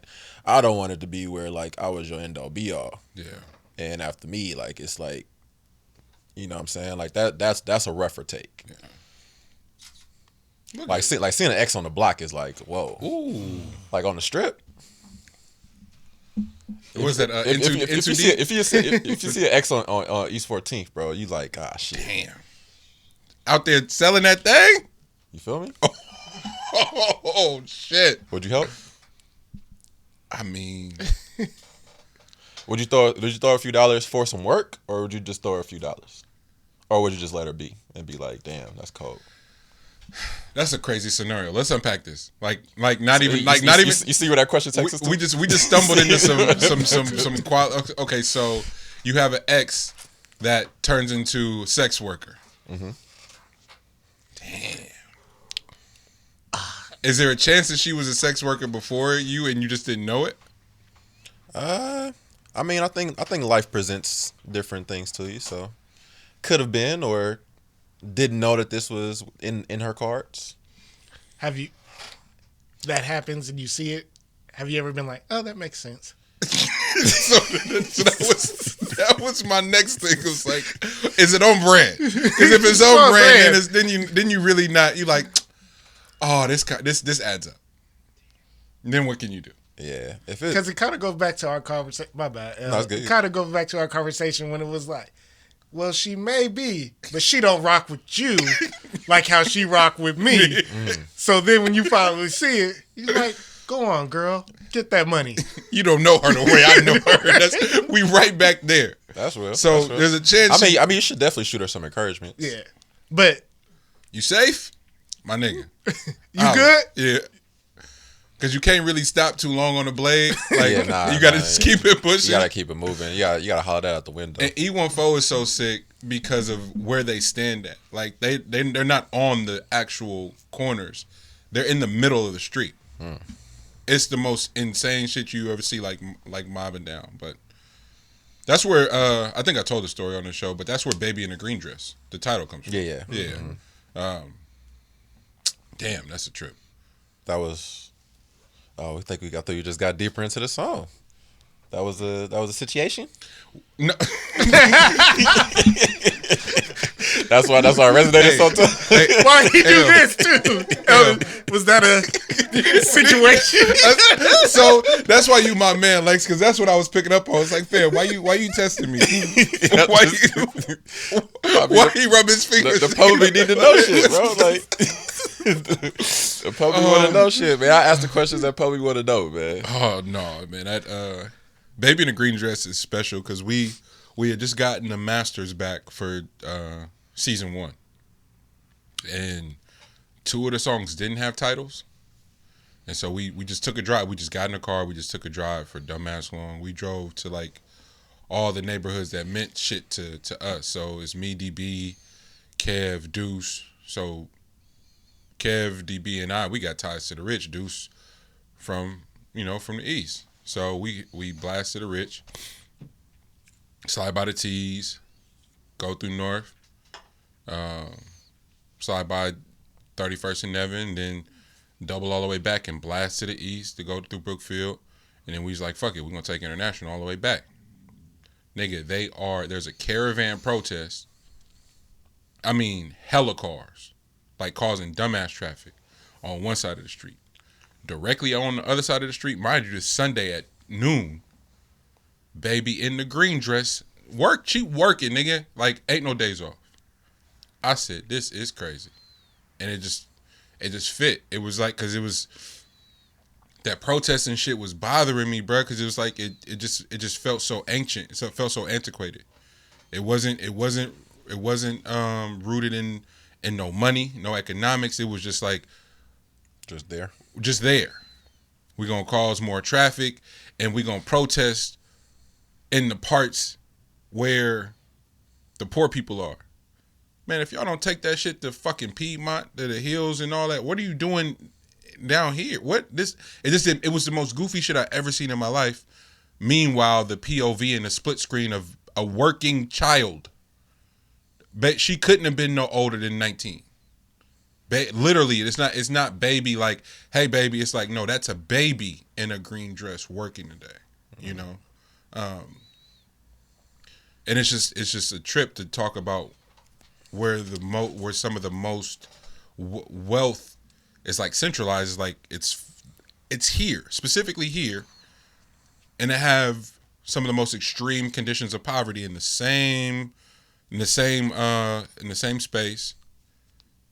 And it's no one to do shit about it. It just. Every time I think about it, it's like, bro, this is nuts. And to have conversations and offer context and perspective, and people still going about their day or present themselves like they give a fuck, but never talk about no money. It's like, bro, miss me with that shit. If you're not talking about no chips, because there's nothing that can be done. Like our education system is like fucked. And is 100% directed and seen as a farming system for our prisons. So we know that, and nobody's still talking about anything. And our teachers are paid the way that they are, and the resources are what they aren't. You know what I'm saying? It's just one of them things that just make you go, this is stupid. And how the fuck did we get there? I don't even know why we got there. That boy good. Yep. That's how we got there. Because Monty told that story to get away from the question I asked. Like that story is fire. It's fire, but it was a reason why Monty started telling that story. But you ain't answer the question though. I'm not fucking with L. Staying in sicko mode. So that was Lex's sicko mode. That's a new segment. This is the sicko mode. That's wild shit that come to mind, man. And we're going to unpack this together because L don't even know what it is. Yeah, I don't know what headspace I was in and what I saw, but it was meaningful to me in the moment. But it was so meaningful that I created an entire riddle. I riddled myself. Like I don't even know what they was. So we're going to unpack it. Information you cannot get from the situation. It's coming from the friend of the friend's partner. What? All right. Information you cannot get from the situation. It's coming from. So let me read it because it came from my mind. So I have to like spread it a little bit. Okay. So information you cannot get from the situation. It's coming from. So in essence. You in a conversation with somebody and they can't give you the full story, so you gotta. Let me read my hint now so I can figure out where I was at. Friend of the friend partner. Yeah, guys, that's why I brought it to the group because I don't know what the hell headspace I was in at that time, so I'm about to read it a few times in my head. Mm-hmm. Information you cannot get from a situation that comes. Oh, I think I know what it is now. I think I'm it's coming to me a little bit more. See, I knew it. I think it's coming. What was it? By George, I think he got it. So we might have actually just talked about this already though. Oh wow. Because it has to do with you probing a person in order to get information from them, but it can't come from the actual source. So that's why it's the friend of the friend partner. So basically, it's removed. So it's a few people removed from the source that you're trying to probe this information to then come back to combat it back to the actual source. You know what I'm saying? That's why it's such a riddle because that's how it unwired it was wired in my entire. One more time. All right, so you're probing an individual that is a few individuals removed from the source in order to get information to go back to the source. Oh, you want some diabolical shit. That's what I'm saying. So I'm trying to remember where I was at the moment when this was happening for me to then. That happened in the Franklin when he went to old girl's house. Yeah. That's what it was. Okay. That's what it was. Because I started watching. You're on Snowfall. I started watching Let's Snowfall. go. That's what the fuck happened. Thank you so much for that shit. Janelle saves the day. What? Thank you. That's exactly what the fuck it was. God damn, that's crazy. Oh, so you're on Snowfall now. Oh man, this is awesome because we haven't talked about it yet. So now we can get to it. But go ahead, go deeper into that thought then, G. Now that we know where it's from. No, I like. He's like, no, nigga, that's. I like where you started, so I just kind of want you to. Nah, but it's like how you get that information. So what is it? It's like recon. Yeah. Without letting everybody know you trying to peep game because they're giving you information, but they're not giving you the full breadth of the information. So how do you go about getting it? Yeah, that's what it tap was. into. Exactly, that's what it was. So it is like it's like when you at all costs need to get to the bottom of something, and since because you have to think about it. So if you're in a relationship with somebody, right? And you're asking them a question and they're answering it a certain type of way because they're of course trying to protect you. But since you have like an inkling, you're not stopping at their answer. So therefore you have to now probe as many people as possible until you can get to the bottom of what it is that you're trying to get because it's not leaving you. Like you have to get it somehow, some way. It's gonna eat at you if you don't. So instead of doing it directly, you do it indirectly. That's just a mastermind. And what? How far did you get into Snowfall, G? I'm only on. I think I might be on first season episode 8 or something. Okay. So I'm not too far into it, but you're far in enough to see packed. see Franklin's IQ. For sure. Okay. For sure. So, episode 3 this week of season 4.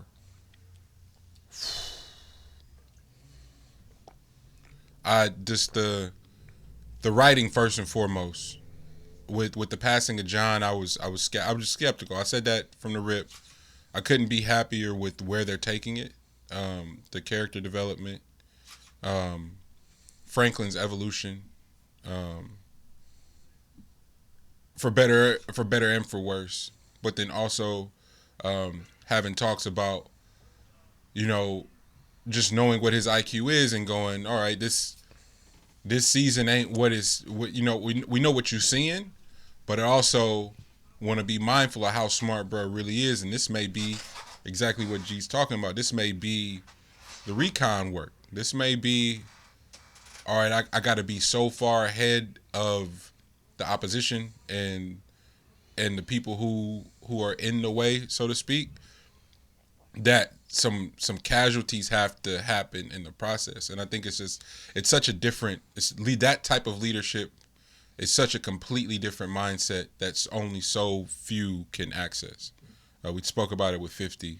I believe Hove's that way. Miss Lawson, her Beyonce's mom, her letter to Hove when he sold the shares of the company, I thought was so beautiful when she was just speaking about, being in the inner circle when he announced his partnership with the NFL, and how many black people specifically were writing him off or showing their discontent with him, and he's just like, I see the long play and can't be swayed by the opinions of folks who just don't know. And so many of us are swayed by people's opinions and forget that you're dedicating ungodly hours to a particular discipline, and are going to allow someone who doesn't have any context. It's one thing to have dialogue and to listen to other people. It's a whole nother thing to allow someone who just doesn't know at all to go, you know what, you're right, that's not a good idea, because they're going to be mad at me.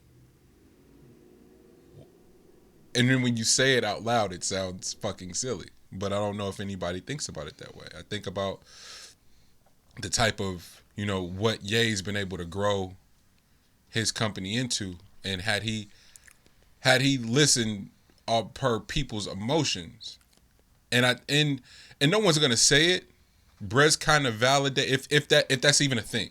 If we want to even play that game, we don't need to, because it's empty. But the fact that no one's gonna rethink and revisit their whole political party alignment shit and what that sort of meant, and we ain't fucking with Kanye no more. And we want the old Kanye. It's like, bro, what does that even mean? Because your president you wanted there already. Then first few weeks in office, I'm not fucking with y'all at all. This was a play. So for it, I don't know. It's just interesting to watch.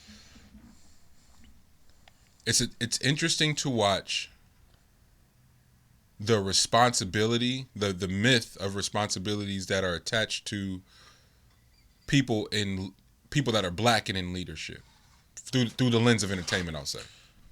Yeah, I think you're unpacking something really important right now. In the community in which you're speaking, there isn't enough people in those positions. So there's not enough executives. There's not enough people at higher levels in more important rooms in order to have the proper information that you're speaking on. So from their limited view, the information is completely incorrect. We talked about it when we first started this podcast, but I'm not gonna go too deep into that part because that's probably another topic for another day. But I did want to talk about people putting in the work. So if you put in the work, then there shouldn't be a soul that knocks you off your mark of where it makes you second guess yourself. Man. You know what I mean? Like I don't. That's the part that is it should be talked about a little bit more. Is that if you're putting in the proper work, I mean, don't second guess yourself. And that another person cannot tell you more about you than you. You know what I mean? Like, don't that should even enter your space. You know what I'm saying? Because we only have so much time. You know what I'm saying? There's only so much time afforded to us before it just gets passed on. Just the knowledge itself just gets passed on to another or multiple people. You know what I'm saying? But it's just a thought at that point. So that's the part I kind of wanted to touch on, was just not second guessing the individual. So yes, a lot of people was probably on Ho's head, but I can tell you from a heightened space, none of that entered Ho's head. You know what I'm saying? Like, yes, that was something for everybody else to speak on. Yeah. That don't know shit about shit. Yeah. And then there's folks that have to come to the defense of the individual, but I feel like they have to. Yeah, but that is like. But best believe none of that entered Ho's space. Yeah. He saw it, but it didn't enter. Yeah. It knocked.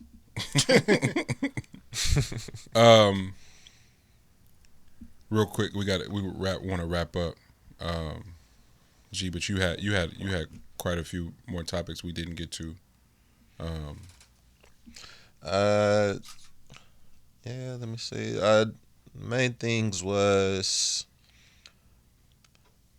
the states lifting like the mask mandates. Like certain states was doing that. That was interesting.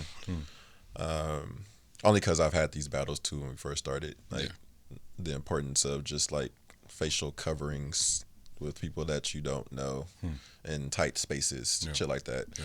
But and more and more areas you're seeing the business at play, as they've allowed it to be like not for everyone. Now states have to basically mandate themselves. Yeah.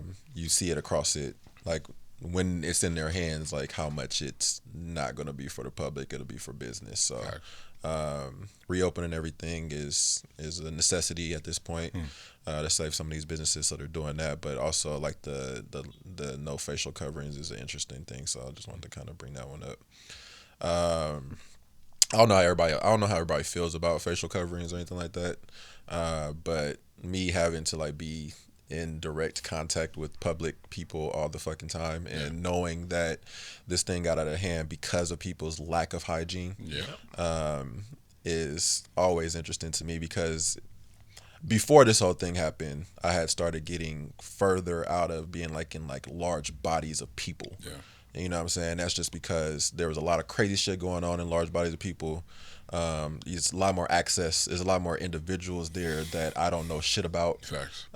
So they're lively. They can do anything, and I'll just be a byproduct of it. Yeah. You know, but that's kind of like where this whole thing in my headspace went with all this stuff too. So it was just interesting. The facial coverings is funny because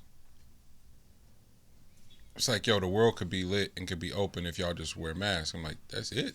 Put the fucking mask on, man. Let's go. Like, it was the biggest political thing ever, bro. Like, you were talking about the like the planes finally saying that it's mandated. Yeah, it's mandated to do that after a year later. But to tell you the truth, like that shit is because of like all the politics behind it. Yeah.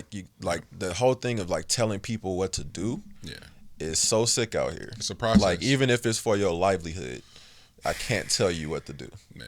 That's how we've created it. So, but with that being the case, y'all half-assed told us what to do.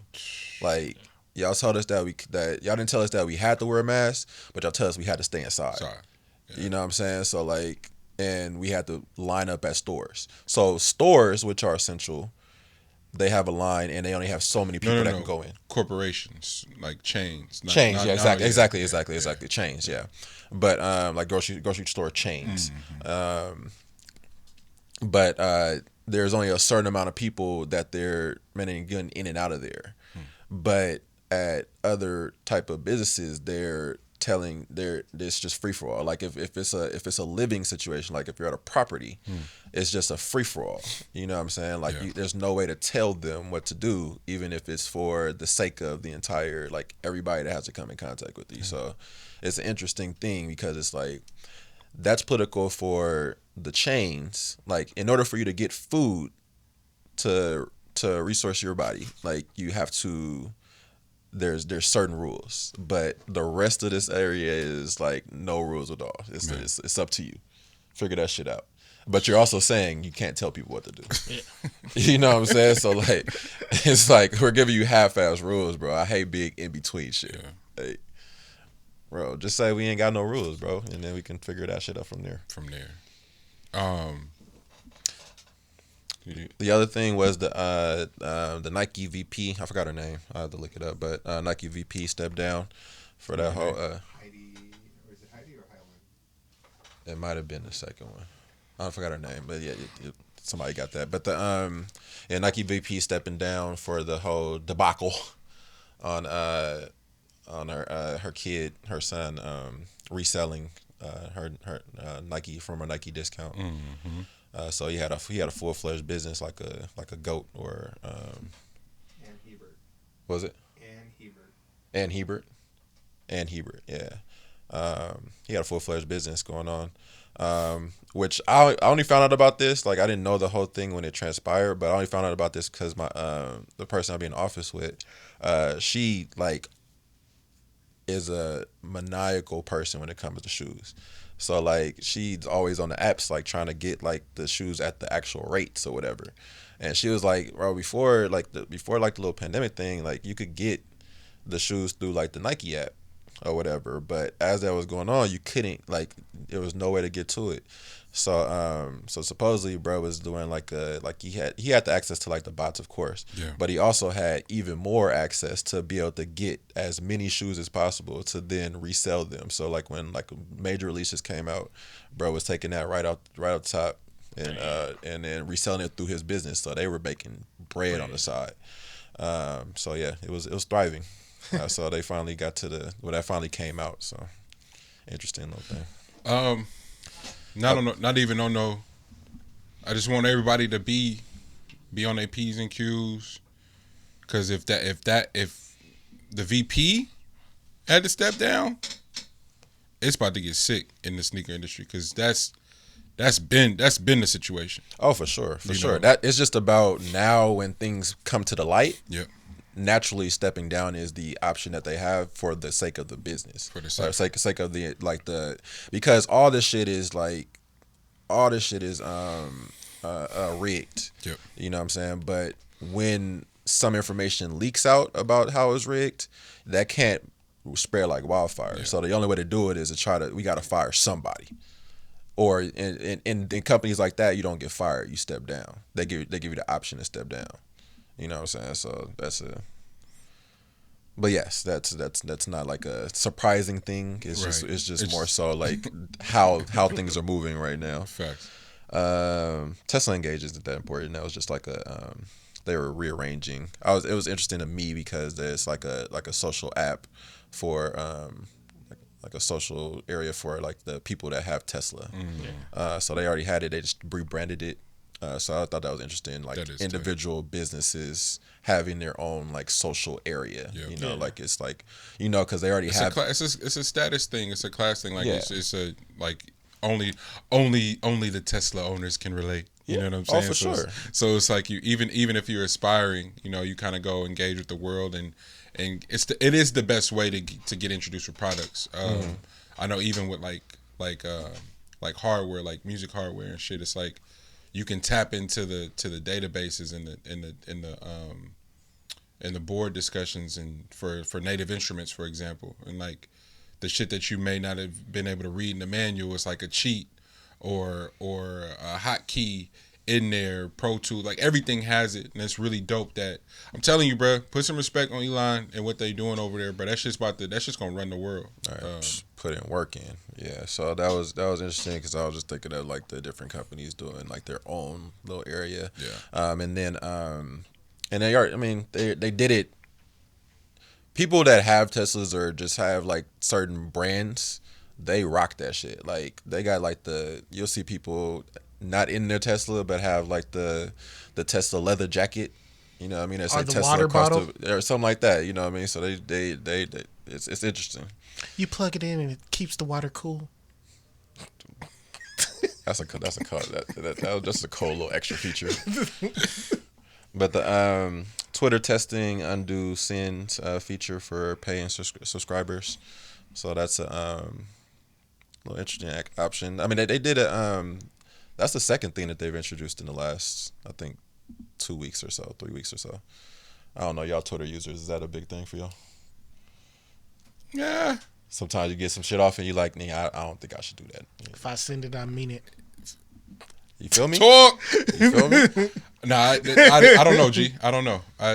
You think that'll save some people? No. Because it's already been photo. It's already there. shot. Like it ain't. And you. Oh, I went back and scrubbed my Twitter because nigga. Like it's somebody with a whole folder on you of the dumb shit you said when you was 18 on Twitter wilding. So, and I know I got some shit on there. So I'm gonna keep my shit dirty. I'm already ready for it. And look, I'm gonna keep it dirty. It's crazy. Let's get dirty. Who was that? Is that Redman? Yeah. No, my bad. Let's get dirty. Let's get dirty. It's crazy. And then shout out to Meghan, man. Shout out to Meghan Markle. Man. What they done did? They sitting down with Oprah. You know, she getting her rocks off about the royal family. You know how they had to dip from that situation and because of like all the bad habits that were in place, and that was the way that she wanted to raise her children. She didn't want to raise her children in that type of establishment. If she wasn't going to be respected, then for damn sure she wasn't going to put her children through that. So I don't think they've released the interview yet, but just wanted to bring some light to that. Shout out to her, because she came in there and threw some shit off. They ain't did that since Princess Diana, and you see what they did to Princess Diana. So, man,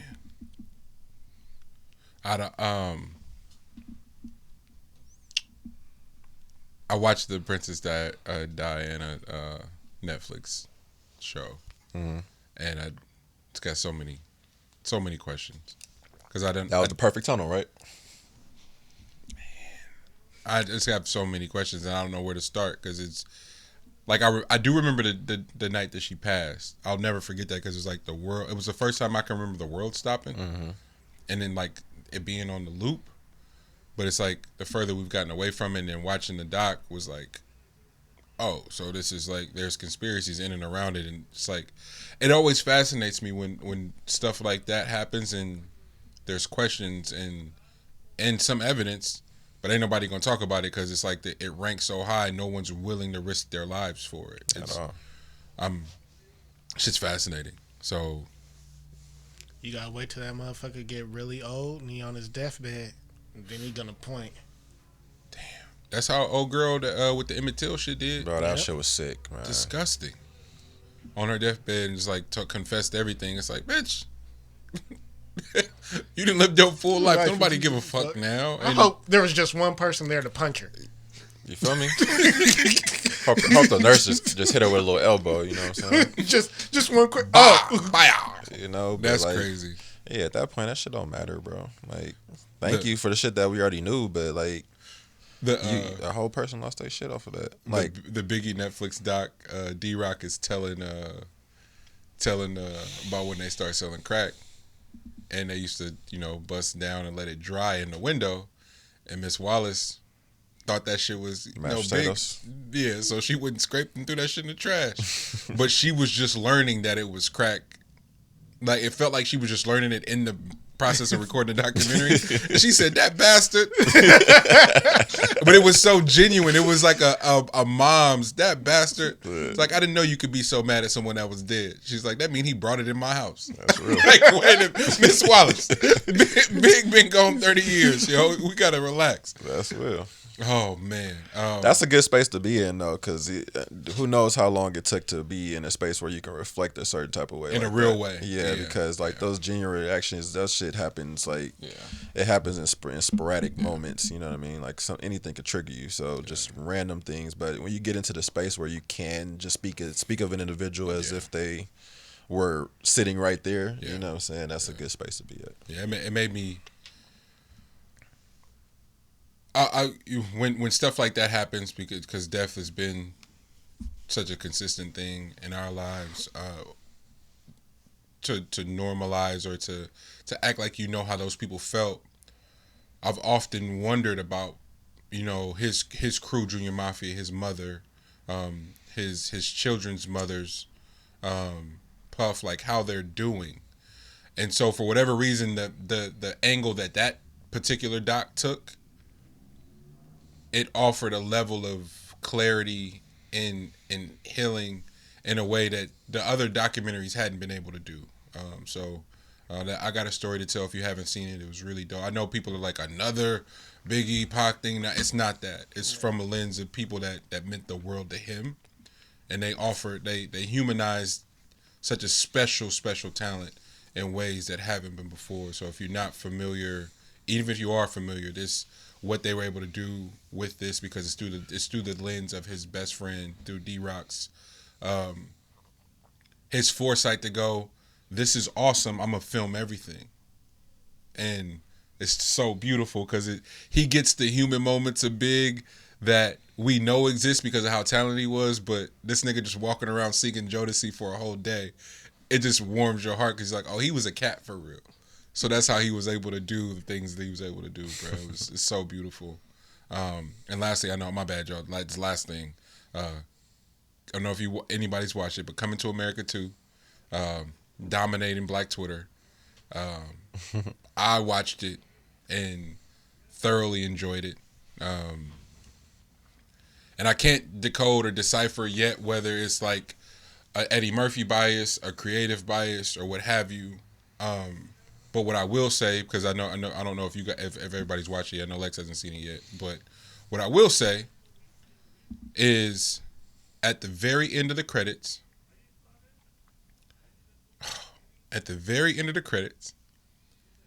there's a footnote that says, for the record, 6,000 jobs were generated during the creation of this film. Over 100,000 work hours. Filmed at Tyler Perry Studios, and it was one other studio that was credited in the credits. Just gonna leave it at that. So niggas can debate, good, bad, shouldn't have did it, don't do no sequel. Y'all can do all that goofy shit that black people normally do when somebody does something. 6,000 jobs were generated from this creation of this one black film. That's it. That's big. That's it. That's huge. So, that's Eddie at his finest. Eddie at his finest. Salute Eddie. Tyler Perry, like black visionaries, bro, that again have to bear the burden of the flocks of sheep that can't help themselves and have to have something to say. But the niggas that got time to talk ain't the ones out there doing the work. So for my creatives and my visionaries that are trying to build something that has never been done before, be crazy enough to keep going, and it's gonna cost you way more time, and it's gonna be way harder to quit than it ever will be to fail at just trying. So just keep going. Y'all got anything? Even if they fire you, they don't really mean it. I wish I had a saying after that too. But y'all was bodying it. Oh man, I'm so glad to be here with my bros. I'm so glad to be here. Another episode. Remember, special event, private event for episode 150. Hit the Meet the Brave podcast DM. Hit my DM. Hit Lex's DM to get more information and details on how to be included in said celebration. And hit L's offline DM. Facts. Only certain people know that one. That part. It's been another episode of Meet the Brave. We'll see y'all next week. Love. Yes.